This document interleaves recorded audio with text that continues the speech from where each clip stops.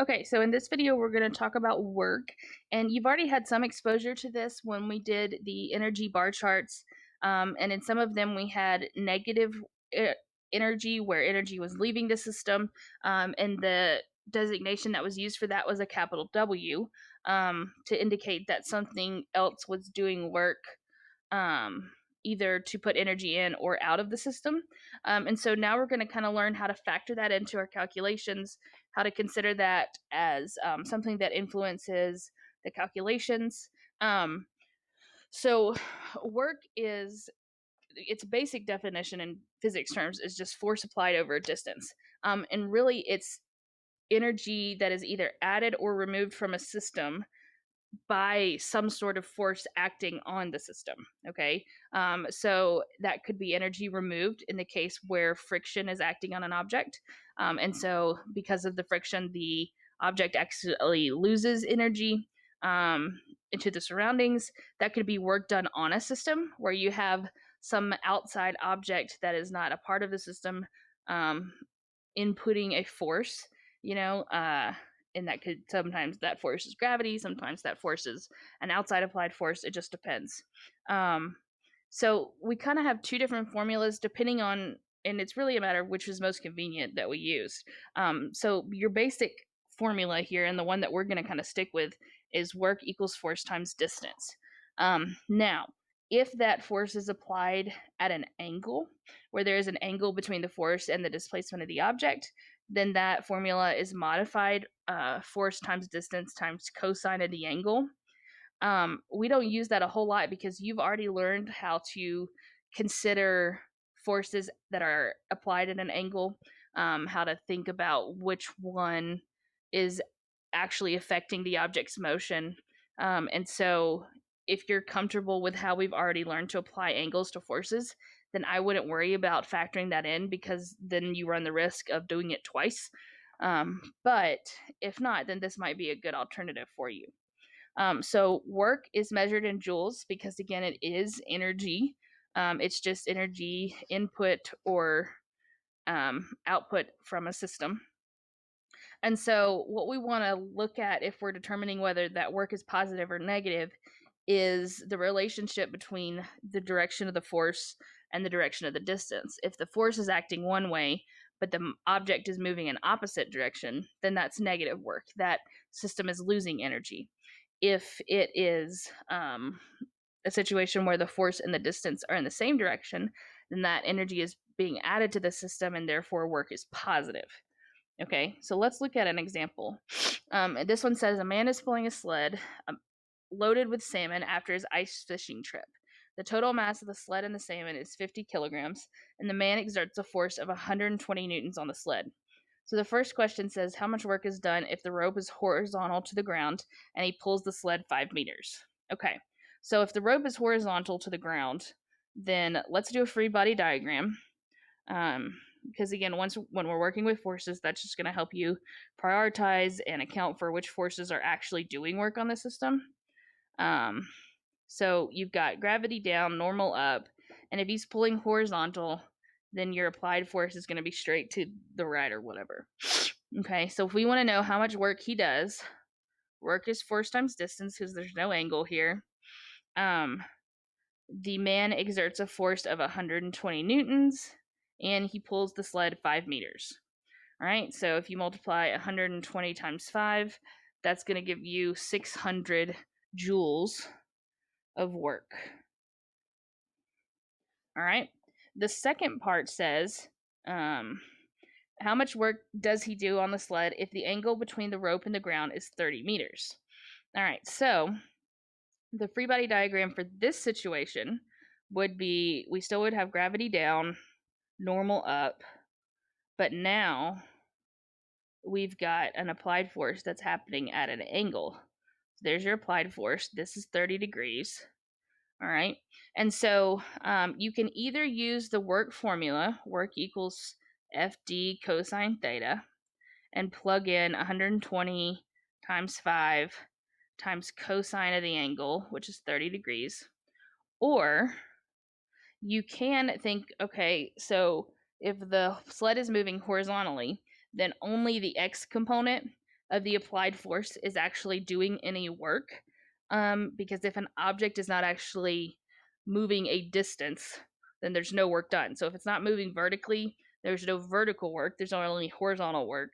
So only the x component of that applied force is doing any work, and that x component would be equal to the applied force times cosine of the angle. And so if you plug that in for F in your work formula, you get the applied force times cosine of the angle. That would be the force that's actually doing work times distance. And then these two are the same exact equation, just in a different order. So that's why I said you may not even need to factor in the cosine part of the formula, because if you're comfortable with working with forces that are applied at angles, then you've already learned how to factor in the angle that force is at. Okay, so you get the same way either way, the same thing either way. You want to calculate it. But if we do 600 times cosine of 30, let's see, 600 cosine 30, we get 519.6, so basically 520. And then that would be joules. So it makes sense that if the force is applied at an angle, less work is going to be done on the sled, because less of the force is used to move the sled horizontally, because a small portion of that force is going to be in the vertical direction. All right. And then it says after traveling 12.4 meters, the man lets up on the applied force. A friction force of 45 between the ice and the sled brings the sled to rest after 5.8 meters. How much work is done by friction? Okay, so in other words, after a certain distance, the man stops applying the force, and then only a frictional force is present between the ice and the sled. So let's do a new free body diagram for this part. And so in this one, you've got gravity down, normal up, like the other one, but you've got friction acting in the opposite direction of the sled's motion.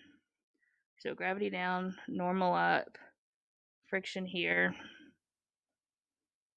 And so your work in this case is going to be equal to the force of friction times the distance. And since the force of friction is going to be the opposite direction, that's going to be negative. So friction does 45 newtons over 5.8 meters. So we would do negative 45 times 5.8. And we're going to punch that in. And that comes out to be 261. So negative 261 joules of work that the force of friction does on the system. And so again, that's energy that's removed from the system. The sled comes to a stop. It no longer has the same amount of energy that it did. All right, now in the same scenario, it says the coefficient of friction between the loaded 50 kilogram sled and the snow is 0.2. The man again pulls the sled 5 meters, exerting a force of 120 newtons at an angle of 0 degrees. Find the work done on the sled by friction and the net work. And so in this one, we've got to consider, first of all, that the man is doing positive work on the system, friction's doing negative work. And so if we want to find the overall value, you've got to find the net force, or find those two values and combine them. All right, so let's do a free body diagram to start with. So we've got gravity down, normal up. You've got an applied force, and then a frictional force in the opposite direction. Okay, so we need to find the work done by friction and the net work. Okay, so the work done by friction is going to be work equals the force of friction. It's going to be the opposite direction, so I'm going to make it negative, times the distance. Okay, and in this case, it doesn't give us a value for the force of friction, so we're going to have to use our frictional force formula, which is mu times the normal force. And then we're going to multiply that times the distance. All right, and so we can then expand that into mu times mg times the distance that we move it. Okay, and so that's equal to, the coefficient was 0.2, the mass is 50, g is 9.81, and then the box is going to be moved, or the sled's going to be moved 5 meters again. Okay, and we'll put a little f so that we know that this is the work done by friction. All right, so we can do 0.2, negative 0.2 times 50 times 9.81, 0.81 times 5, and I got negative 490.5 joules. So that's the work done by friction. And then the guy is gonna do, let's see, exert a force of 120 newtons.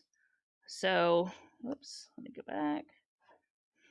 So the work done by the applied force would be equal to the applied force times the distance, which is just 120 times 5, which again is 600. So if we want to find the net work, we were going to do the work done by the applied force plus the work done by friction, which is going to be 600 plus negative 490.5. And overall, the work done on the system was 109.5 joules.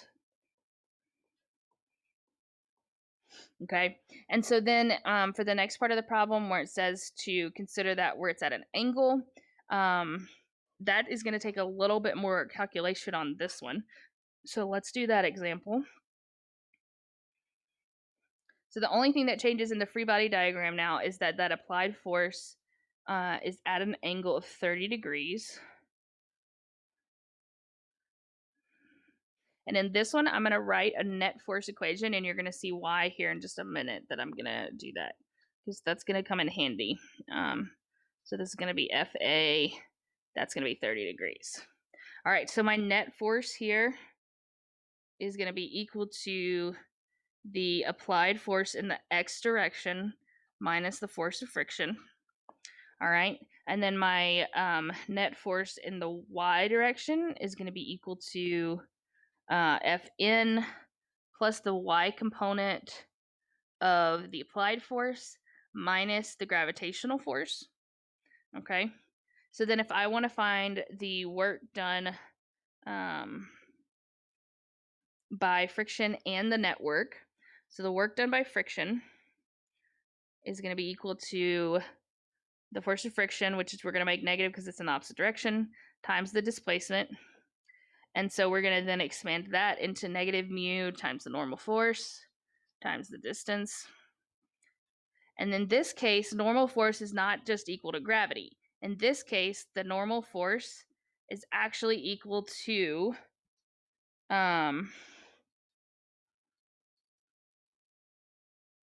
let's see, we need to solve, oh here, let me do this. Let's make this 0. All right, so in this case, the normal force is going to be equal to the gravitational force minus the y component of the applied force. All right, so if we kind of expand that out, that is equal to mg minus, and that would be the applied force times sine of the angle. Okay, so we could go ahead and calculate that and plug that in here, or you can take the equation and plug that in here, and it just depends on if you're trying to just derive an equation or just go ahead and solve. In this case, I'm going to go ahead and plug numbers in, but my AP folks, just keep in mind that you can just go ahead and plug that part of the formula in and then do the derivation. Okay, so Fn, let's see, Fn equals, M is, let me actually move this over. I think I'm going to need more room. So Fn equals 50 times 9.81 minus 120 times sine of 30. Okay, so I'm going to go ahead and do 120 times sine of 30. and then I'm going to do 50 times 9.8 and then subtract that. Minus. All right, and so you get that the normal force is equal to 430.5 newtons. And so now you can plug that in where normal is in your equation. So the work done by friction equals negative times the coefficient of friction times, which is 0.2. We'll go ahead and plug in numbers. So 0.2 times 430.5. And then the distance is 5 meters. So the work done by friction equals negative 0.2 times 430.5 times 5. Oh, and that comes out to be, make sure. Yeah, 430.5. That makes sense because 0.2 times 5 is just 1. So, all right. And then if we want to do the work done by the applied force, then that's going to be equal to the force applied in the x direction, because that's the only part that does work, times the distance, which is going to be 120 times cosine of 30 degrees, and then times 5. Okay, and so 120 times cosine of 30, and then multiply that by 5, and you get that the work done by the applied force is 520 newtons. And so then if we subtract add that to the negative 430, then you get that the net work is equal to 89 newtons. Okay, or you may have gotten 90 depending on where you rounded, how you rounded, etc. But net work, you're just going to add the work done by each of the forces that are in the same, on the same axis as the displacement. All right, and then the last part of this, and this is going to be probably one of the most useful formulas you're going to learn all year, is what is called the work kinetic energy theorem, which just says that the net work that is done on an object is equal to the change in the object's kinetic energy. Meaning, if a force is exerted on an object in such a way that the object is displaced along the same axis, then it is going to change the object's speed, which therefore changes the object energy. Okay, this formula allows you to link force, distance, and velocity without having to work through all of those kinematic equations. So if you can remember that this formula is a thing, especially on the AP test, then that will save you a lot of calculations. Okay, so let's look at some examples. So A says the driver of a 1,000 kilogram car traveling on the interstate at 35 meters per second slams on his brakes to avoid hitting a second vehicle in front of him, which was at rest. After the brakes are applied, a constant kinetic friction force of magnitude 800 newtons acts on the car. At what minimum distance should the brakes be applied to avoid a collision? Okay. Let's see. So we want to know, first of all, how far does the force or how far distance wise will he need to be if he needs to go from 35 meters per second to rest with that force acting on it. So if we use our work kinetic energy theorem and notice that we have an initial velocity, a final velocity, a force, here's your mass, and then we're looking for distance, then there's your variables. Okay, so it's the work kinetic energy says that the net work is equal to the change in kinetic energy, which that just gets expanded. Force times distance equals 1/2 mv squared minus 1/2 mv initial squared. So the force acting on the car is going to be 800. That is a frictional force caused by the brakes. So that's going to be negative 8,000, excuse me. We're looking for distance. We want to know how far it's going to take him to come to a stop. All right, so equals 1/2. The mass was 1,000. Let me double check that. Yeah, 1,000. The final velocity is going to need to be 0 minus 1/2 times 1,000 times the initial velocity was 35. Okay, so this is obviously going to go away. So I'm going to do 1/2 times 1,000 times 35 squared.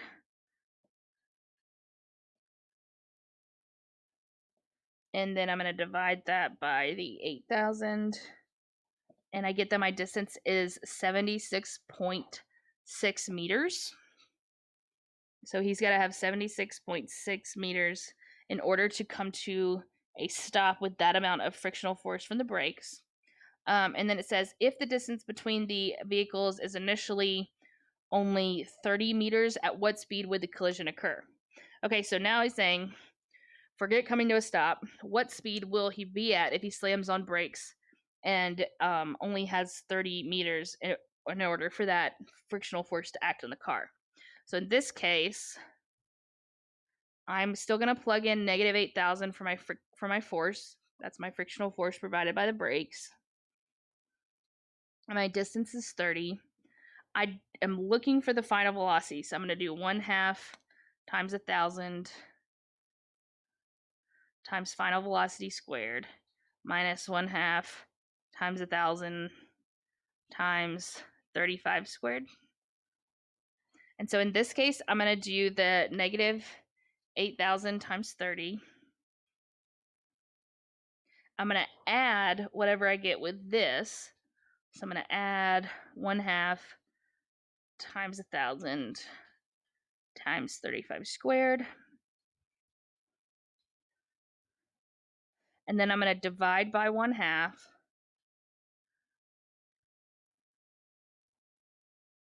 There we go. Divide by 1,000. And then square root. Which means that the object is still going to be traveling at 27 meters per second. So the car is still going to be going pretty fast when it collides with the other car. So if you can remember to use that work kinetic energy theorem, that's going to save you a ton of time in terms of not having to calculate the acceleration and then use a kinematics formula. It's a super useful formula. So we'll work on power this week, and then you'll be working on a take-home test very soon.